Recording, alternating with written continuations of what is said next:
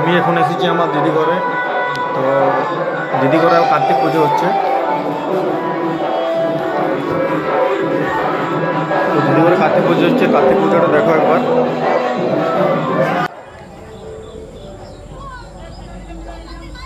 এই যে বন্ধুরা ঠাকুর দেখতেই পাচ্ছ, দুটো ঠাকুর আছে, কারণ যেটা দিদি ঘরে কার্তিক ঠাকুর দিয়েছিল আজ থেকে গত 2 বছর আগে, তো ওই ঠাকুরটা রয়েছে এবং এটাও রয়েছে।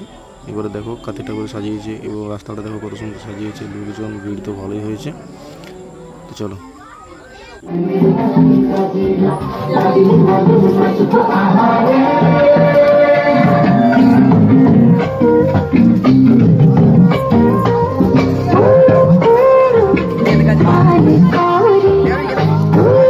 কার্তিক পুজো বলে কথা, ডান্স না হলে হয়?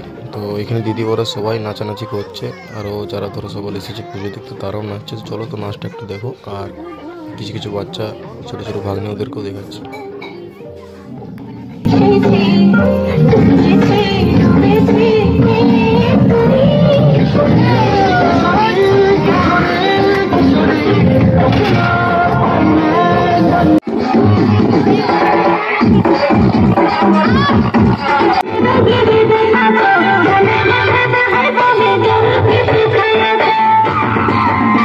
তো গাইস আজকের জন্য এটুকুই।